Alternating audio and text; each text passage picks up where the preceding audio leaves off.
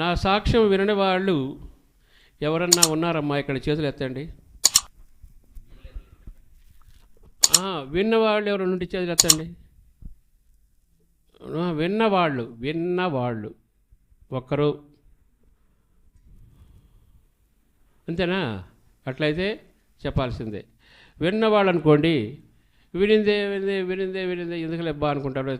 రేపు పక్క చెప్పబోయే మాట నాకు తెలుసులు అనుకుంటారు, రెండో మాట నాకు తెలుసులు అనుకుంటారు. ఎందుకంటే విన్నారు కాబట్టి. ఎవరు వినలేదు కాబట్టి వినొచ్చు. సరే, నేను సాక్ష్యంలోకి వెళ్ళేటప్పుడు ఆ సాక్ష్యం అయిపోయిన దాకా పరిపూర్ణంగా చెప్పాలని నా ఆశ. మీకు కూడా టైం తెలియదు. దేవుడి నామంలో మీరు వినండి.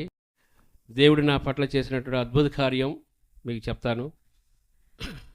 నేను 85వ సంవత్సరంలో వివాహం చేసుకోవడం జరిగింది. నాకు జాన్ పాల్ గారికి ఎలా ఫ్రెండ్షిప్ కుదిరింది ఇందాక చెప్పారు. ఇప్పుడు ఆ బ్రదర్ చెప్పాలా, ఈ బ్రదర్ చెప్పాలా వాక్యం అంటే, నాకు ఒక మాట ఇచ్చున్నాడు జాన్ పాల్ గారు. ఏం మాట అంటే, నా సాక్షి విన్న తర్వాత మా చర్చికి రండి అన్నారు. వచ్చాను, చెప్పాను, అయిపోయింది.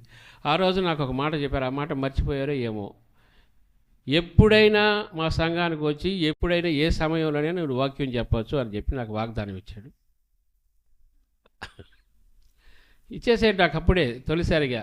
ఎనీ టైం, ఎప్పుడైనా రావచ్చు మీరు సార్ అని చెప్పారు లేదా? చెప్పారు. నాకు ఈ మధ్యన ట్రైనింగ్ చేశారమ్మా. బాపట్లో అగిరిపల్లిలో స్టేట్ ఆర్పీగా ట్రైనింగ్ అయ్యా నేను.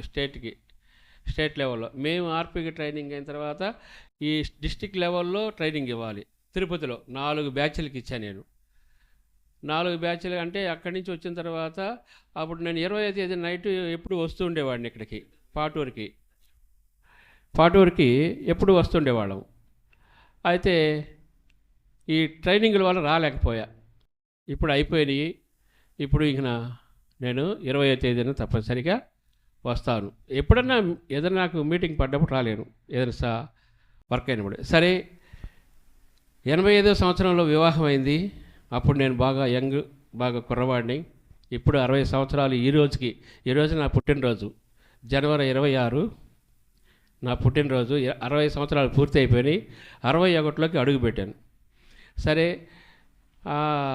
మ్యారేజ్ చేసుకున్నప్పుడు నేను ఆ రోజు లవ్ మ్యారేజ్ చేసుకున్నాను. ఇంటికి తీసుకొచ్చుకొని ఇంట్లో కూర్చొని ఇక ఆ నైట్ నిద్రపోయే సమయంలో నిద్రపోయాము. ఒక ఆకారం, పెద్ద గాలి వాన వచ్చింది. అది విపరీతమైన గాలి, విపరీతమైన వర్షం. మాది ఇంత బిల్డింగ్ కాదు అప్పుడు, చిన్న పెంకుటిల్లు. దాంట్లో నుంచి ఒక సైడ్ గోడల్లో నుంచి నీళ్ళు వస్తూ ఉన్నాయి లోపలికి. నీళ్ళు వస్తున్నాయి అని చెప్పి నేనేం చేశానంటే, దాంట్లో ఇంట్లో ఏం లేవు కదా, చింతపండు తీసి దానికి గుచ్చి టెంకాయ పొలం దాంట్లో గుచ్చాను. గట్టిగా నీళ్లు రాకుండా సన్నటి పైపుల్లాగా నీళ్ళు వస్తుంటాయి. మరలా నిద్రపోయిన సమయంలో కళ్ళలో, ఏయ్ ఎవరు నా కళ్ళల్లో గుచ్చుతున్నావు, ఎవరురా నువ్వు అన్నది ఒక లేడీ స్వరం. ఎవరు? నేను యంగ్గా ఉన్నాను, బలిష్టంగా, ఎక్కువగా ఎక్సర్సైజ్ చేసేవాడిని, బాగా దిట్టంగా ఉన్నాను. ఈ కళలేందులో అనుకొని నేను వదిలేశా. ఆ రోజు అట్లా జరిగింది. సరే, మరుసటి రోజు నుంచి డోరు కొట్టడం ప్రారంభించింది. ఈ డోరు టక్ టక్ టక్ అని 3 సార్లు కొట్టుద్ది. ఆ 3 సార్లు కొట్టే సమయంలో నేను దొంగలు అనుకొని ఒక రోకల బండి పక్కనే పెట్టుకొని, ఆ ఫస్ట్ టైం కొట్టగానే ఈ రోకల బండితో తలుపు తీసి వేసేద్దాం దొంగని అని చెప్పి ఆ రోకల బండిని పక్కన పెట్టుకొని ఉండేవాడిని. అది ఎప్పుడైతే టక్కని తలుపు కొట్టిందో సడన్గా తలుపు తీసి రోకల బండి పట్టుకొని నిల్చుంటే ఏముంది అక్కడ? మనిషి లేడు, ఎవరు లేరు. సరే, ఇక్కడ తలుపు తీసిన వాడు ఆడ దూకన్నా పోవాలి కదా, అది కూడా లేదు. అంత స్పీడ్గా పోతాడా? పోలేడు కదా. ఎటన్నా పరిగెత్తాలా, వాడి ఫేస్ కనపడేమైనా నడకలన్నా కనపడాలా, ఏమీ లేవు. సరే, అట్లా జరుగుతూ ఉంది. ఇది ఎంతకాలం? రోజు జరుగుతూనే ఉంది. ఇంకా నాకు అలవాటు అయిపోయింది. అలవాటు అయిపోయి కొట్టుకుంటే కొట్టుకున్నదిలే, ఇది దొంగ కాదు ఏం కాదు, అది వేరే విధమని నాకు అర్థం కావట్లే. సరేనని వదిలేసాం. ఈ అమ్మాయికి రాత్రి సమయంలో నిద్రపోతే ఒక స్త్రీ కనపడతా ఉంది కల్లో. సరే కొద్ది రోజులకి ప్రెగ్నెన్సీ, గర్భం వచ్చింది. గర్భం వస్తే ఆ గర్భాన్ని పట్టుకొని ఇట్లా దూసి వేసేసింది. ఇది ఈ డెవిల్ మాకు కనపడుతుంది, తలుపు కొడుతుంది, అది ఆమె కల్లో కనిపిస్తుంది.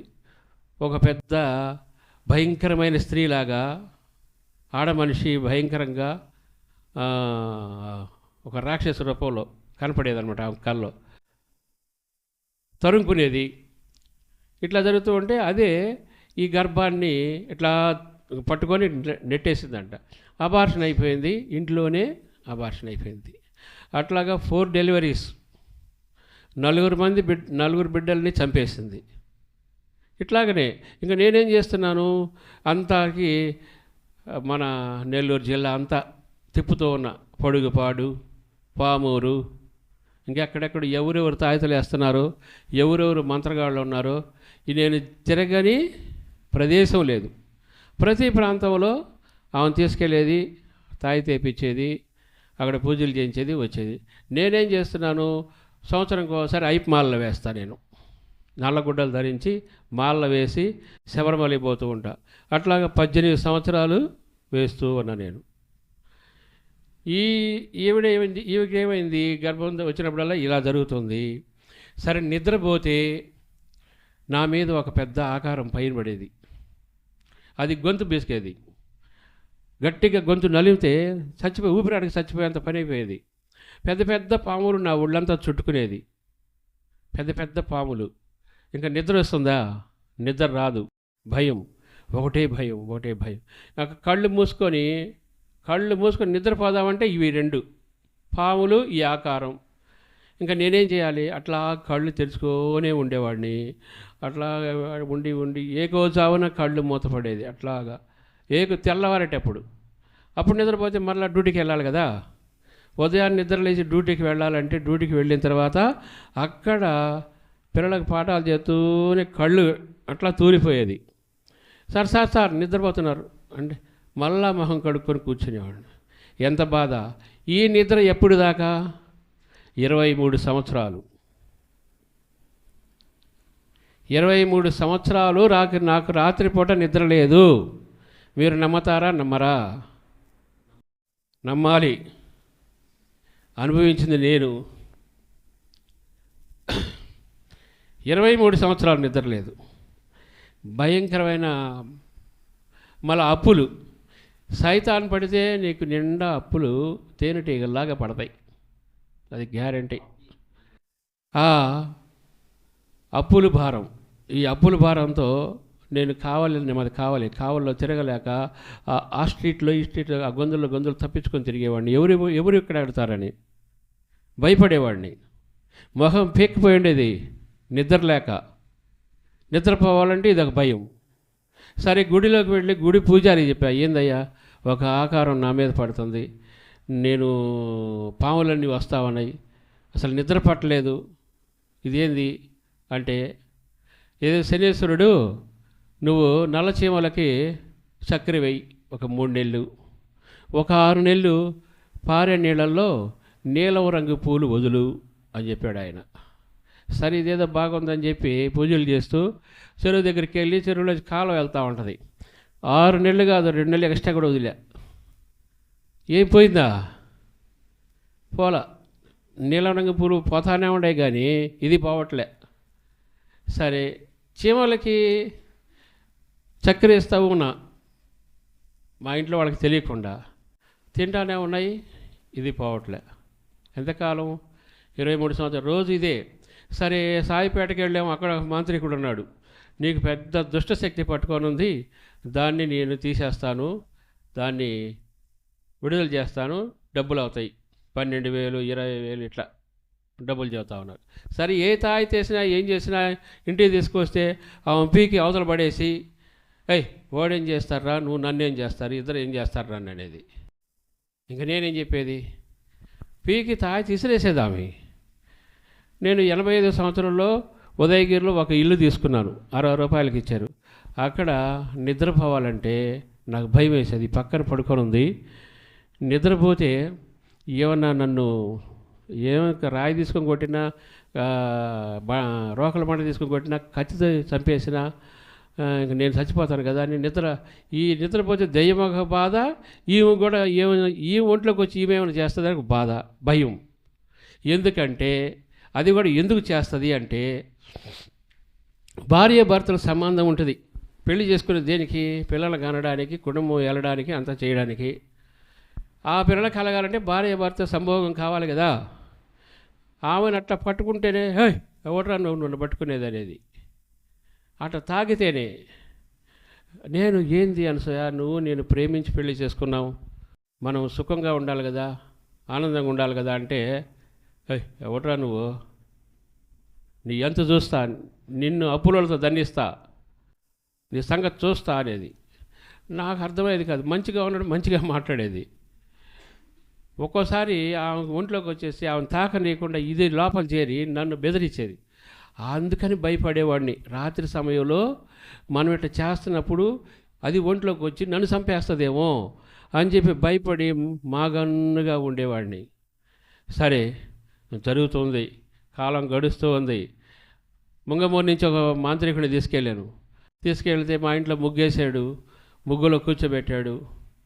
ముగ్గులు వేయకూడదు, ఇప్పుడు దానికి సాదృశ్యం చేస్తున్నా. ముగ్గేసి ముగ్గులో పిలిచేయండి, దెయ్యం వచ్చిందా? లేదు, వచ్చింది. ఆడెందుకు వేస్తున్నారు? వాళ్ళు ఆహ్వానిస్తున్నారు. అందరూ వేసి రండి రమ్మని ఆహ్వానిస్తున్నారు సైతానులని. ఇక్కడ ముగ్గు వేసి మా ఇంట్లో పిలిచాడు. పిలవగానే వెంటనే వచ్చేసింది ఆమెలోకి. ఎవరు నువ్వు, ఏం చేస్తున్నావు అంటే, నేను రైలు కింద పడ్డాను, నా పేరు కృష్ణారావు, అటు వస్తున్నది ఈ అమ్మాయి, నేను పట్టుకున్నాను, నేను వచ్చేసాను అంటుంది. ఒట్టుదే, అన్ని సైతాన్ చెప్పేది అన్నీ అబద్ధాలే, ఏనేనో మాటలు చెప్తుంది. సైతాన్ అంతా ఒకటే, అది పలు రూపాల్లో. ఆమె పేరు చెప్పద్దు, ఈమె పేరు చెప్పద్దు, ఆయన పేరు చెప్పదు, అన్నీ ఒట్టి మాటలు అవన్నీ. సరే, కృష్ణారావుని నేను పట్టుకున్నాను, అందువల్లే నేను ఇక్కడ చేస్తున్నాను, నన్ను తీసుకెళ్ళి అక్కడ వదిలిపెట్టు, నేను పోతా అని తీసుకెళ్ళి 1 గంట అప్పుడు నైట్ తీసుకెళ్ళి రైలు కింద ఆ తూముల్లో ఒక టెంకాయ కొట్టి, నిమ్మకాయ కోసి, కోడిని కోసి, ఆడ ఒక నేలలో సీల కొట్టి వచ్చేస్తే ఆయన వెళ్ళిపోయాడు. ఆయన డబ్బులు ఆయన తీసుకున్నాడు, ఆయన వెళ్ళిపోయాడు. మళ్ళీ మరుసటి రోజు నుంచి యథావిధిగా ఉంది. ఇది పోయిందా? ఏ తాయితా పని చేయట్లా, ఏమీ చేయట్లే. ఇంక ఏం చేయాలి? రోజు రోజుకి నాకేమో అప్పులు ఎక్కువైపోతున్నాయి. నిద్ర లేయగానే సైకిల్ దక్కుంటూ మా ఇంటికి పక్కన అడవి, దూరంగా అడవిలోకి పోయి దాంకొని ఒక తిప్ప ఉండేది, ఆ తిప్ప మీద కూర్చొని తెల్లవారేటప్పుడు వచ్చేవాడిని. ఈ లోపల అప్పుల వాళ్ళు వచ్చి ఆమెను తిట్టి వెళ్ళేవాళ్ళు. నానా మాటలు, ఏందమ్మా డబ్బులు ఎప్పుడు ఇస్తారు, ఎప్పుడు ఇస్తారు అని తిట్టేవాళ్ళు. కొంతమంది అసభ్యంగా ప్రవర్తించేవాళ్ళు. ఆ అమ్మాయి చాలా అందగత్తి, చక్కగా ఎర్రగా చాలా అందంగా ఉంటుంది. కుర్రవాళ్ళగా వచ్చిన వాళ్ళు ఏం చేస్తారు? అసభ్యంగా ప్రవర్తిస్తారు. నేను వచ్చేసరికి ఈ మాటలు చెప్పేది, వాడేం చెట్టు మాట్లాడుతున్నాడు అని నాకు చాలా బాధ వేసేది. చచ్చిపోదామని ప్రయత్నం చేశా. సరే, 5వ తారీఖు మళ్ళీ ప్రెగ్నెంట్ వచ్చింది. 5వసారి ప్రెగ్నెంట్ వచ్చినప్పుడు ఒక ఆయన తాయిత వేసాడు. ఆ తాయిత ఏమో మరి వాడు నిలిచాడు. వాడు పుట్టాడు, వాడు ఇప్పుడు కూడా ఉన్నాడు, పెద్దవాడై ఉన్నాడు, మంచి ప్రార్థనాపరుడై ఉన్నాడు. వాడు పుట్టిన తర్వాత 4 చనిపోయారు. ఈ 5వ అబ్బాయి పుట్టేటప్పుడు ఆ తాయిత వేయించడం, మరి ఏం జరిగిందో ఏమో. దేవుడు ప్రణాళికలు, యేసుప్రభు ప్రణాళికలు ఉన్నాం కాబట్టి వాడిని నిలిపాడు, నన్ను నిలిపాడు. సరే, ఇలాగ జరుగుతూ ఉన్న సమయంలో ఈ మంత్రగాళ్ళు డబ్బులు తింటా ఉన్నారు. సిరిపురం నుంచి వచ్చాడు ఒకడు. వాడు వచ్చి, మీ ఇంట్లో లంకి బిందులు ఉన్నాయి. నేను చెప్పిన రాత్రిపూట నేను చాలా బాధపడేవాడిని, అప్పులు. నేను నైట్ 11కి వచ్చేవాడిని ఇంటికి. బయట స్కూల్ నుంచి వచ్చి ఆ బ్యాగ్ ఆడ పడేసి మళ్ళీ వెళ్ళిపోయేవాడిని. కాకపోతే ఆ బ్యాగ్ తీసుకోరాకుండానే తిరుగుతూ ఉండండి బయట. ఎందుకంటే ఈ అప్పులో ఇళ్ళకి వస్తారేమో, వాడితో తలకాయ నొప్పి, ఎవరికి ఏం చెప్పాలా. జీతం వచ్చిందా, జీతం ఇచ్చిన కాడ అక్కడే మొత్తం ఎవరిపాటుకోడు మొత్తం తీసుకునేవాళ్ళు. పైసా ఉండేది కాదు, చిల్లర సామాన్ లేదు, బియ్యం లేదు, పప్పులు లేవు, ఉప్పులు లేవు, ఏమీ లేవు. ఇంట్లో ఏం తినాలి? ఇదేమి లేదు, తినలేదు. కేజీ బియ్యం లేవు తినడానికి. కేజీ బియ్యం. దారుణమైన పరిస్థితి అది, దారుణమైన పరిస్థితి. కేజీ అడిగితే, అంగట్లో పోయి అడిగితే, నేను నీకు ఇయ్యం, నీకంత అప్పులే ఇయ్యం. పుట్టినరోజుకి మా అబ్బాయికి చాక్లెట్ అడిగితే, నీకేం సార్, అన్ని అప్పులే ఇయ్యం. అలాగున బ్రతికిన దినాలు అవి. సరే, అయిపోయిన తర్వాత ఇవన్నీ ఎట్లా పోవాలి అంటే, మళ్ళా ఒంట్లోకి వచ్చి సైతాన్ని అబద్ధాలు చెప్తుంది. రే, నీకు నీ అప్పులన్నీ తీరుస్తా, నీకు లంకి బెందిరిస్తా, బంగారం ఇస్తా, నీ అప్పులన్నీ పోతాయి, హ్యాపీగా బ్రతకొచ్చు అని చెప్తుంది. ఇదేదో బాగుందని చెప్పి నమ్మితే మీ ఇంట్లో లంకి బెందులు ఉన్నాయని చెప్పింది అని చాలామంది మోసపోతూ ఉంటారు. చెప్తే నేను కూడా నమ్మి మంత్రగాడిని పిలిపించి ఇంట్లో కూర్చోబెట్టి, ఒక మంచి నైటు శుక్రవారాలు అటు కూర్చోబెట్టి వాడు ముగ్గేసి పిలిచి వచ్చేసేది ఒంట్లోకి. ఎక్కడున్నాయి తవ్వండి అని చెప్తే గడ్డపార అవి తీసుకొచ్చి తవ్వబోతే అది నిమ్మకాయలు అవి కోసి, ఆగండి ఆ ఒంట్లోకి వచ్చాయి. ఈరోజు యజమానికి డేంజర్, అపాయం. ఈరోజు గడియలు బాగలేవు, ఈరోజు కాదు మరొక రోజు చేద్దాం అదే చెప్పేది. మరలా వారం పోయేది, మరలా వారానికి పోయి మరలా వచ్చేది. మా ఇల్లు బాడికి ఇచ్చేసాను నేను. ఆ ఇంట్లో దెయ్యాలు తిరుగుతున్నాయి. 4 గదులు, ఈ గదిలో నుంచి ఆ గదిలోకి, ఆ గదిలో నుంచి ఈ గదిలోకి ఒక అమ్మాయి, ఎంత అమ్మాయి తిరిగేది నా కళ్ళ ముందే కనపడేది అంత అమ్మాయి. అటుపోయిందని చూస్తే ఆ గదిలో ఉండేది కాదు, పోయేది. సరే, వంట గదిలో నుంచి నన్ను పిలిచేది ఆమె. ఏమండి అంట. ఏమాయి పిలిచావా అంటే, నేను ఎప్పుడు పిలిచాననేది ఆమె. నేను పిలిచినట్టుగా అనసూయ అని నేను పిలిచేది ఆమెని. ఆమె వచ్చి ఏం పిలిచారని నా దగ్గరికి వచ్చేది. వస్తే నేను ఎప్పుడు పిలిచానమ్మా నేను అనేది. ఇట్లా మమ్మల్ని చాలా బాధలు పెట్టింది అది. గజ్జల శబ్దం, మనిషి పోతూనే రియల్గా కనపడుతుంది. రాత్రిపూట నిద్ర పానీయట్లేదు, పాములు చుట్టుకుంటున్నాయి, ఒంటి మీద ఆకారం పడుతుంది, అప్పుల పాలు, బయట ఇదంతా బయట అంతా. ఇంకా మనిషి ఎలా బ్రతకగలడు? సరే, చచ్చిపోదాన్ని 3 సార్లు ట్రై చేశా. బడికి వెళ్ళేటప్పుడు చాలల్లో చల్లే మందు తీసుకొని కొద్ది పెట్టించుకొని తిని చచ్చిపోదామని. అది నీకెందుకు సార్ అన్నారు, వాళ్ళు ఇయ్యలేదు. సరే, అయిపోయింది. మా ఇంటి మీదే కరెంట్ తీగలు ఉన్నాయి, అయ్యాన పట్టుకొని చచ్చిపోదాం అంటే ఒకటి గుర్తొస్తుంది. అరే, నేను ఉన్నప్పుడే వీళ్ళని బాధ పెడుతున్నారు, నేను లేకపోతే వాడికి తిండి ఉండదు, ఈ అమ్మాయిని పాడు చేస్తారు జనం అని చెప్పి అది ఒక బాధ మనసులో అని చెప్పి ఆగిపోయేవాడిని, చచ్చిపోకుండా ఆగిపోయేవాడిని.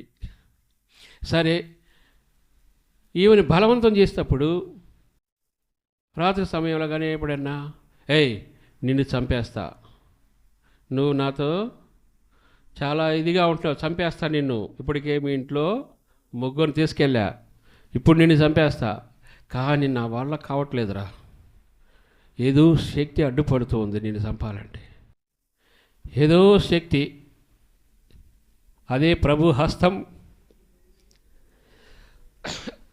అదే ప్రభు కృప, ఆయన నాకు అండగా ఉన్నాడు కాబట్టి అది నన్ను ఏం చేయలేకపోతుంది. లేకపోతే ముగ్గురిని చంపేస్తుంది, మా నాన్న, మా అమ్మ, మా అక్క, చెప్పేస్తుంది రియాలిటీగా, ముగ్గురిని చంపా. నిన్ను చంపాలంటే నా వల్ల కావట్లేదు, ఏదో శక్తి అడ్డుపడుతుంది. అది కూడా ఏంటంటే మా తాతగారు మంచి పాస్టర్ అంట కావాలో 1927లో ఇంగ్లీషు వాళ్ళు పరిపాలించే సమయాల్లో. ఇక్కడే మనం చదివాం నిర్గమకాండంలో 20వ అధ్యాయంలో, మీ పితరులు ప్రార్థనాపరులై ఉంటే, మంచి నడతలు నడిచి ఉంటే 1000 తరాల వరకు 100 తరాల వరకు నేను ఆశీర్వాదం ఇస్తానన్నాడు.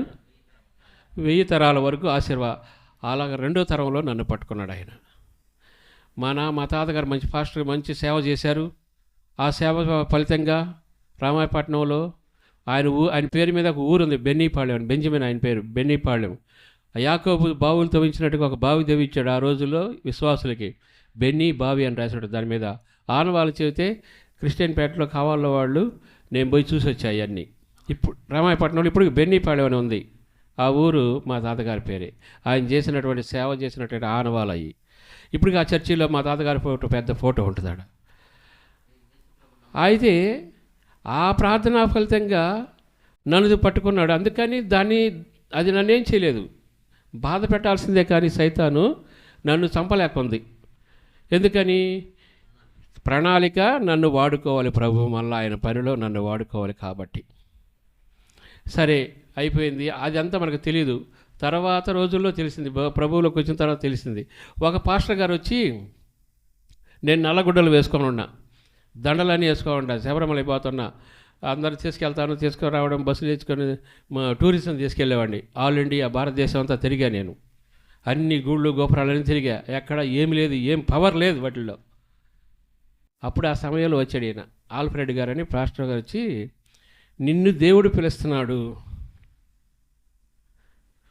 నిన్ను దేవుడు పిలుస్తున్నాడు, నువ్వు ప్రభు దగ్గరికి రావాలి, ప్రభు పని చేయాలి అని అన్నాడు. పో సార్, నేను రాను, మాకు చాలామంది దేవుళ్ళు ఉన్నారు అని అన్నా.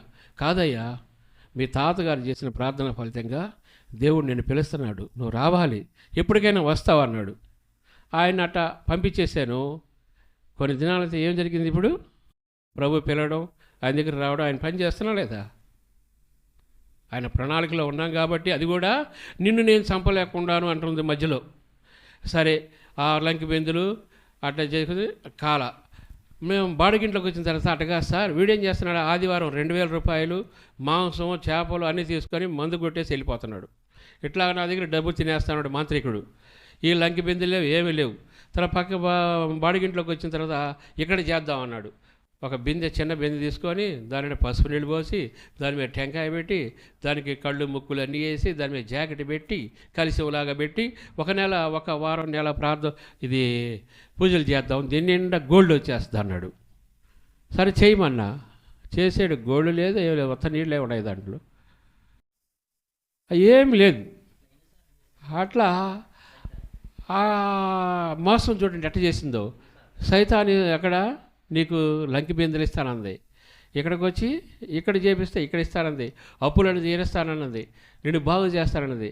ఎక్కడికైనా వెళ్తుంటే నువ్వు వైట్ డ్రెస్సులో వెళ్ళబాకు, అక్కడ సైతాన్ ఉంది, అక్కడ దయ్యం ఉంది, నిన్ను చంపేస్తుందని చెప్పేది. ఇదే పెద్ద సైతాన్ అయితే ఇంకో దయ్యం ఉందని చెప్పేది అనమాట. అంటే సైతాన్ చెప్పేదన్నీ అబద్ధాలు. సరే, ఇలాగ జరిగిపోతుంది కాలక్రమేణా. ఆమెని అన్నీ చూడండి, ఒక విచిత్రం. ఈమెలోకి ఆ దయ్యం వచ్చేది, దయ్యం వచ్చి స్వామీజీలు అంటారే అన్ని దెయ్యాలు. ఇప్పుడు ఈమెలోకి వచ్చి జాతకాలు చెప్పింది అందరికీ. ఊళ్ళో, టౌన్లో నుంచి అందరూ వచ్చి శెట్టిగారులు వాళ్ళందరూ వచ్చి కూర్చునేది. ఇవి వాళ్ళకి జరిగినాయి, జరగబోయాయి, మీ ఒంట్లో పుట్టమచ్చలు, మీకు ఏం జరిగింది మొత్తం చెప్పేస్తుంది సైతాను. అవి చెప్పేది వాళ్ళు నమ్ముతారు కదా. నీ ఒంట్లో ఈపి ఎరక పుట్టమచ్చ ఉందంటే నువ్వు నమ్మవా? అద్దంలో పోయి మీ అమ్మాయి చూపించుకుంటా ఉంది, పునంగానే నమ్ముతావు, మా ఎంత శక్తి ఉంది అని. సైతానికి అన్నీ తెలుసు, సైతానికి తెలుసు, నాకు తెలుసు, దేవుడికి తెలుసు, ముగ్గురికి తెలుసు నీ అంతరాత్మ అంతాడు. అప్పుడేం చెప్పింది, నీ అన్ని అప్పులు తీరుస్తా, నీకు అన్నీ బాగా చేస్తానంటే ఆ లంకి బిందెలు లేవు, ఏమీ లేవు. ఇలాగ జాతకాలు చెప్తూ చాలామంది కానుకలు ఇచ్చేవాళ్ళు. ఏంది, ఒక 10 రూపాయలు, 20 రూపాయలు అని ఇచ్చే టెంకాయ, అరటి చిప్పలు, ఆకు వక్క అన్నీ ఆడ పెట్టేసి దండం పెట్టి వెళ్ళేవాళ్ళు ఆమెకి. దాన్ని పోయేవాళ్ళు కూడా దండం పెట్టిపోతూ ఉండేవాళ్ళు. ఏందమ్మా నీకు దండం పెడుతున్నారంటే, ఏమోనండి నాకు తెలియదు అనేది. సరే గుడికి వెళ్దాంరా అంటే, నేనే దేవతనైతే నేనేంత గుడికి వచ్చేది అనేది, నేనే దేవతని నేనేంత గుడికి వచ్చేది, ఏం పర్లేదని. సరే అట్ట పోయింది. ఇంకా రోజు రోజుకి తగ్గిపోతూ ఉంది, సన్నగా అయిపోతూ ఉంది అమ్మాయి. టూరిజం షిర్జీకి వెళ్ళాము ఒకసారి. ఒక మెట్ల మీద కూర్చొని ఉంటే ఫోటో కొట్టాను నేను. ఫోటో తీస్తే చాలా బాగుంది అని అన్నాను. కానీ అయితే దీన్ని నువ్వు ఒక నెల తర్వాత ఫోటో కట్టించుకొని గోడ పెట్టుకోవాల్సి వస్తుంది అనింది. ఇదేంది ఆ మాట అంటావు, భలేదాని నువ్వు, మనం అంతా ప్రేమించి పెళ్లి చేసుకున్నావు, నువ్వెట్ట చచ్చిపోతావు, మన కుర్రోళ్ళం అయితే అంటే లేదు అని మళ్ళీ మాట మార్చేస్తుంది. సరే, మా ఇంటి ముందునే ఈ అమ్మాయి రోజు దగ్గర హాస్పిటల్ తిప్పుతా ఉన్నా, నేను హాస్పిటల్ తిప్పుతున్నాను, తాయితలు వేపిస్తున్నాను. వీటికి ఖర్చులు, అప్పులకి వడ్డీలు, ఈ బాగులేని దానికి డబ్బులు, అప్పులు పెరిగిపోతూ ఉన్నాయి. సరే, ఈ విధంగా తిప్పే సమయంలో తగ్గిపోతూ ఉంది. మా ఇంటి ముందునే ఒక అమ్మాయి పోతూ ఉంది. ఆ అమ్మాయికి ఒక పాప, అంత అమ్మాయి. అది ఇట్లాంటి ఆ అమ్మాయిని చూడండి అనింది. చూశాను. ఇప్పుడు ఆ అమ్మాయి అటు పోతా ఉంది. అమ్మాయి ఫేస్ కనపడలేదు. చూశాను. ఏంది అంటే ఆ అమ్మాయికి భర్త లేడు, భర్త విడాకులు ఇచ్చేసాడు. ఆ అమ్మాయిని చూడు, చాలా మంచి అమ్మాయి అనేది. ఆ అమ్మాయి మంచిదైతే నాకేం పని అని చెప్పాను. మళ్ళీ మాట మార్చేసింది. అంటే ఆ అమ్మాయిని నువ్వే చేసుకునేది అని చెప్తుంది. బతికున్నప్పుడే చూడండి. ఆమె బతికున్నప్పుడు ఏం చెప్పింది? నేను చచ్చిపోతాను, నీ జీవితం చాలా బాగుంటుంది, నువ్వు మరణించే వరకు కూడా నీకు హ్యాపీగా జరిగిపోద్ది, చాలా చక్కగా బ్రతుకుతావు అని చెప్పేది. అలా అనబాకమ్మాయి, అట్టంటవేంది, మనం సంతోషంగా ఉన్నాం కదా, ఉంటాము, నేను బాగు చేసుకుంటుంది అని చెప్పేవాడిని. కాదు, నీ జీవితం నేను పోయిన తర్వాత బాగుంటుంది అని చెప్పేది. సరేనని డాక్టర్ దగ్గరికి వస్తే అంతా శక్తి సలీం అయిపోయింది. మాలలు వేస్తూ ఉన్నాను. ఒకసారి 18సారి మాల వేసినప్పుడు ఒకసారి ఈవెన్ చర్చికి పంపించాను. నేను చర్చికి పోతానంది.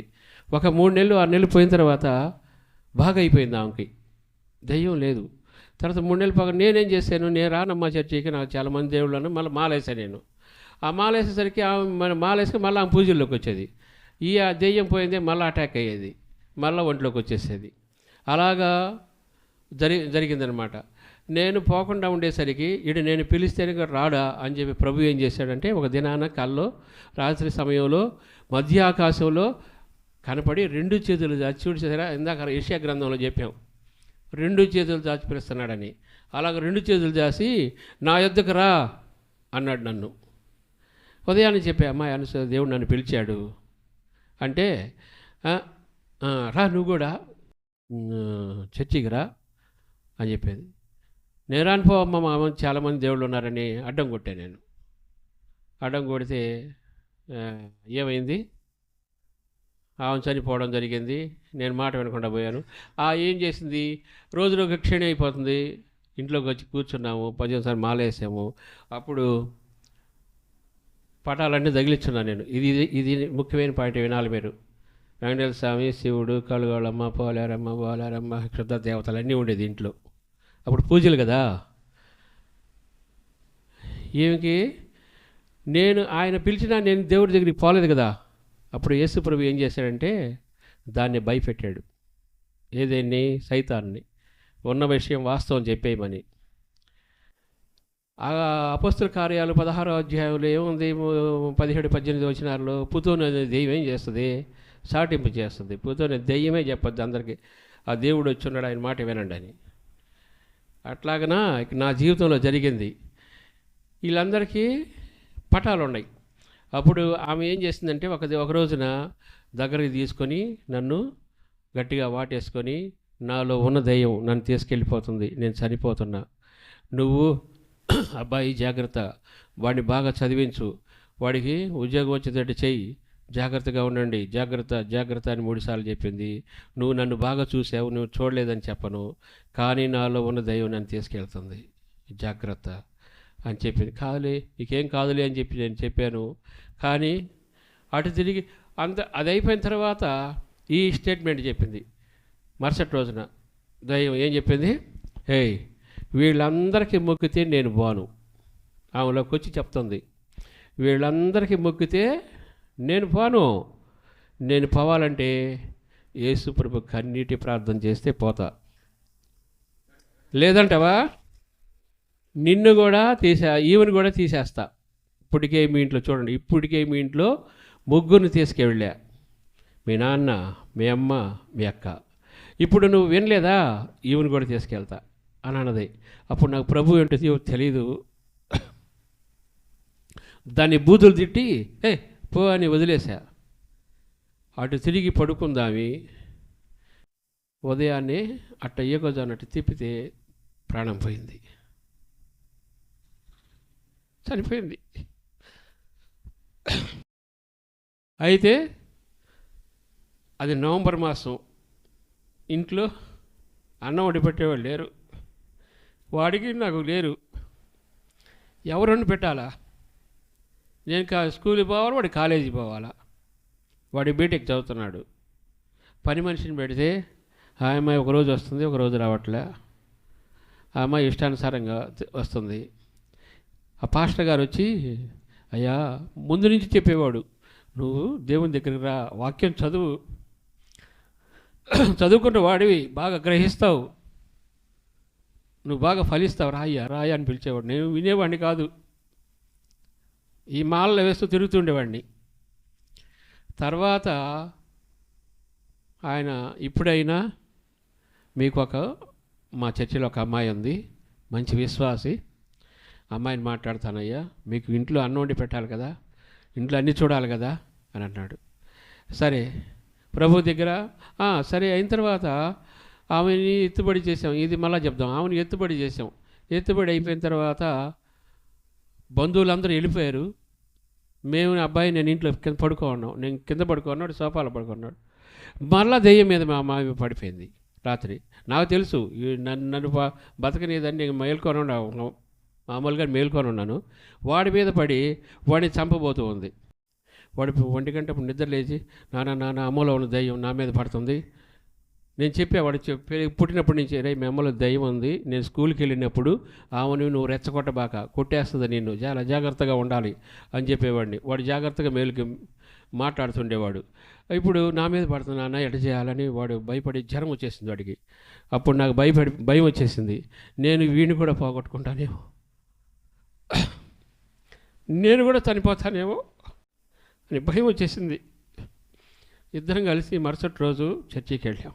చెప్పింది కదా ఆమె, చర్చికి వెళ్ళండి అని, లేదా చచ్చిపోతారని చెప్పింది. అది గుర్తొచ్చి చర్చికి వెళ్ళాం. వెళ్ళిన తర్వాత అక్కడ నేనున్నా భయపడకు అని అన్నాడు ఆయన వాక్యం చెబుతూ. ఆ చెయ్యి నా దగ్గరికి వచ్చింది. ఇట్లా చెయ్యి నాకు ఆడ చివరి కూర్చో అన్నా నేను, నాకు ఆడికి వచ్చింది. ఇట్ట అనుకున్నా నేను. అనుకొని ఇంటికి వచ్చేసరికి నిద్రపోయామ్మా, దయ్యం లేదు. 23 సంవత్సరాల నుంచి కనపడి వేధించేది ఆ రాత్రి లేదు.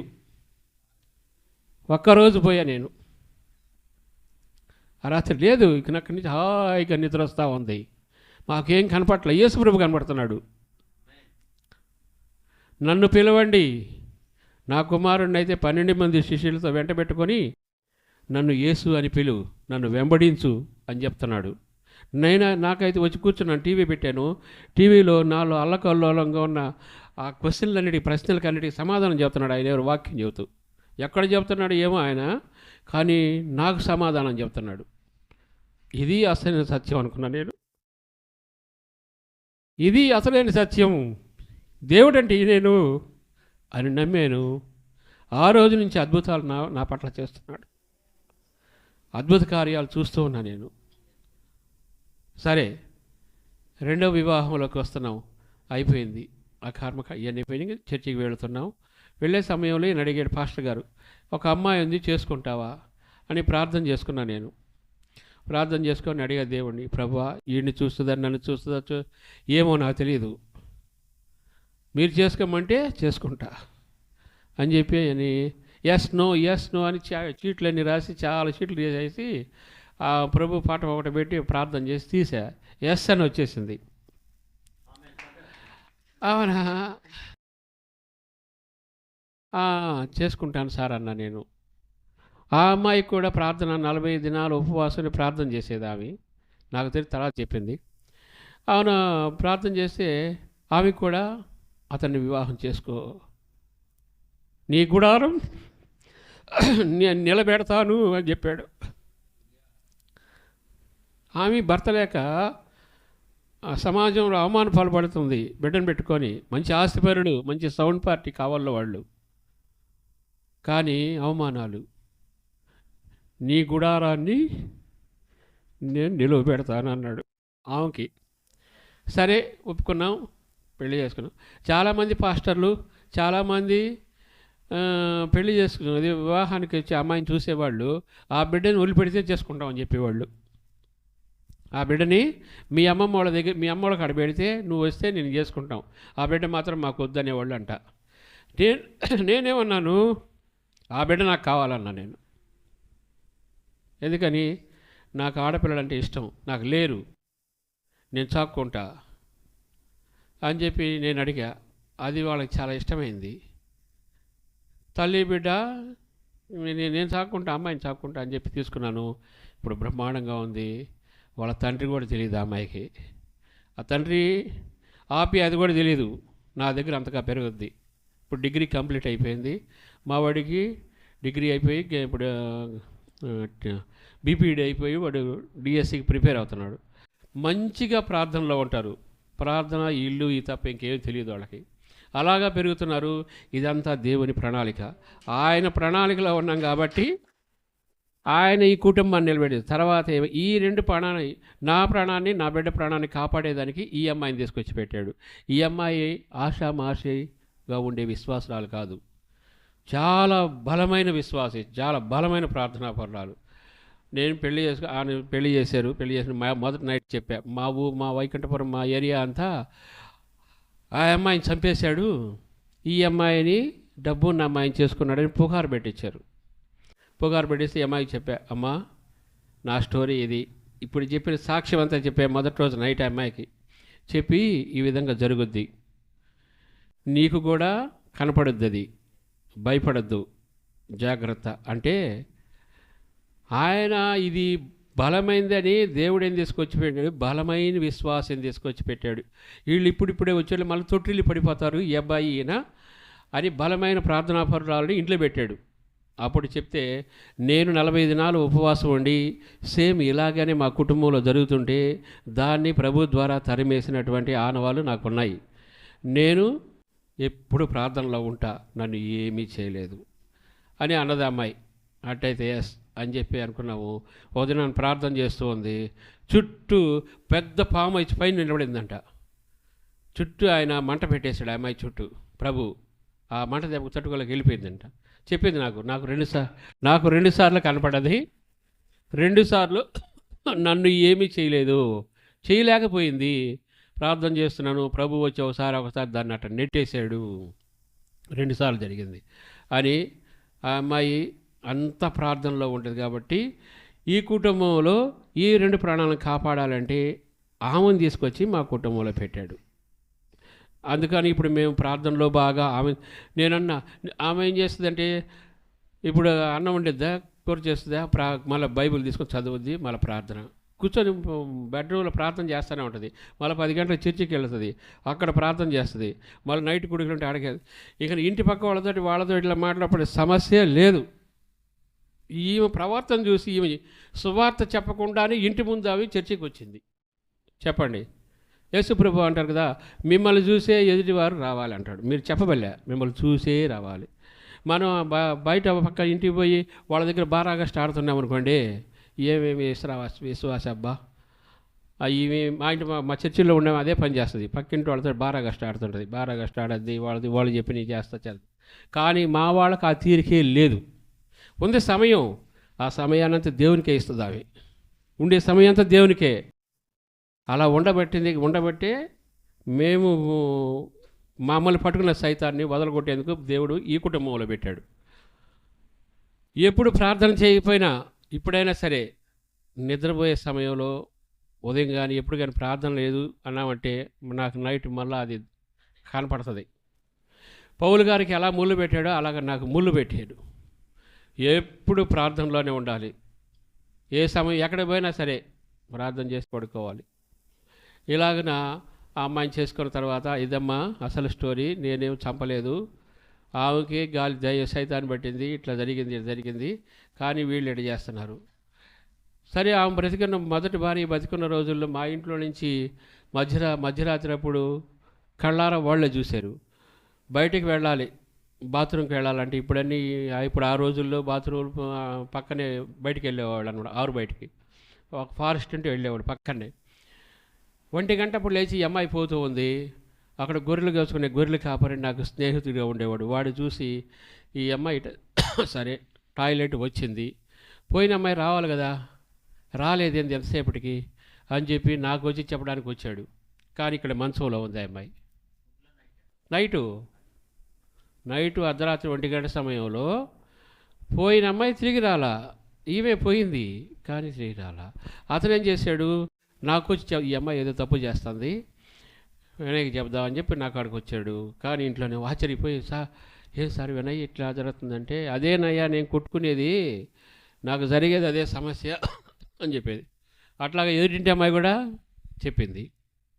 ఇలాగన 23 సంవత్సరాలు నన్ను పెట్టని బాధ కాదు, విపరీతమైన బాధలు పెట్టింది. ఆ బాధల్లో నలిగి నలిగి నలిగి ప్రభు నన్ను పిలిచిన తర్వాత, ఆయన దగ్గరికి వచ్చిన తర్వాత ఈరోజు నా పట్ల అద్భుతాలు. ఒక 2 కోట్ల రూపాయలు విలువ చేసే ఇల్లు ఇచ్చారు. ఈరోజున వాళ్ళు ఇచ్చారు. 7 లక్షల అప్పులుంటే వాళ్ళే కట్టేశారు. అద్భుతంగా వాళ్ళని ఏర్పాటు చేశాడు దేవుడు. ఇప్పుడు ప్రభు నామంలో నన్ను అనేక ప్రాంతాలలో వాడుకుంటున్నాడు. నిన్న రాజ్యంపేట నుంచి ఫోన్ చేశారు, ప్రార్థనకి రండి సార్ మీరు. నాకు అక్కడ గగిరిపల్లిలో మేము స్టేట్ ఆర్పీగా ట్రైనింగ్ చేసేటప్పుడు ఒక సార్ హెచ్ఎం సారు ప్రార్థనలో, ఆయన కూడా బిలీవర్ అంటే పాస్టర్, ఆయన గురించి 2 మాటలు చెప్తాను. ఆయన నాకు ఫోన్ చేశాడు నిన్న, సార్ మా చర్చికి వచ్చి మీరు వాక్యం చెప్పాలి అని అన్నారు. అవును, ప్రార్థన చేశా, నడిపింపు లేదు. ఈరోజు రానండి, నేను నడిపింపు లేదు, ప్రార్థన చేసుకొని మరొక వచ్చే నెలలో వస్తాను అని చెప్పా. ముందు బ్యాచ్లకు వెళ్తూ ఉంటే ఆ బ్యాచ్ల్లో కుదరలేదు. రేపు వచ్చే నెలలో ఎప్పుడైనా టైం చూసుకొని పోవాలి. అయితే ఆయన స్టోరీ చూడండి. బెడ్లు ఇచ్చారు మాకు అందరికీ ఒక రూమ్లో. నా బెడ్ పక్కన ఆయన బెడ్. నేను రోజు ప్రార్థన చేసుకునేవాడిని, రోజు చేసుకుంటున్నాను. అక్కడ కూడా నైట్ 6 రోజులు ఉండాలి మేము అక్కడ. అంత అకామిడేషన్ బాగుంటుంది. గజిడ్ ఆఫీసర్కి ఇచ్చే రూమ్స్ చాలా బాగుంటాయి అక్కడ. అంత ఏసీ రూములు, ఫుడ్ గిడ్డు, అసలు భలే యాత్రా ప్లేస్, సూపర్ ప్లేస్ అది. అగిరిపల్లి అని, హిల్ ప్యారడైజ్ అని యూట్యూబ్లో కొట్టండి, హిల్ ప్యారడైజ్ అని కొట్టండి, అది ప్రదేశం అంతా చూపిస్తారు, చాలా బాగుంటుంది. అక్కడ ప్రార్థన చేసుకుని పడుకుంటే నైట్ దయ్యాలు కనపడుతున్నాయి. ఇదేదో దయ్యాలు కనపడుతున్నాయి, రోజు ప్రార్థన చేస్తాం కదా మనం అంటే, ఈయన పక్కన చేరి పెద్ద పెద్దగా అరుస్తున్నాడు నైటు. ఇప్పుడు ఈయన ఈ సారు, సార్ లేండి, ఏంది మీరు ఇట్లా అరుస్తున్నారు అంటే, ఏమి బిలీవర్ అంటున్నారు, ప్రార్థన చేసుకోరా మీరు, ప్రార్థన చేసుకుని మీరు కూడా ప్రార్థన చేసుకోవాలి కదా, మీలో ప్రార్థన చాలా తక్కువైంది అంటే, ప్రార్థన ఏంటి సార్, నేను పాస్టర్ని అన్నాడు. పాస్టర్ అయితే నీ చర్చి బాగలేదు, నీ చర్చిలో చాలా అవకతవకలు ఉన్నాయి, ఇది నిజమా కదా చెప్పన్నా. నీకేట తెలుసు అన్నాడు. నువ్వు నిజమా కదా చెప్పన్నా. నిజమే సార్ అన్నాడు.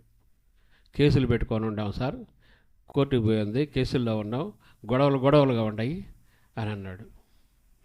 నువ్వు ఈ విధంగా ప్రార్థన చేయకుండా ఈ విధంగా పడుకొని ఈ విధంగా ఉంటే నీకు దెయ్యాలు పట్టుకేం పడతాయ్యా అని చెప్పి అడిగేసా నేను.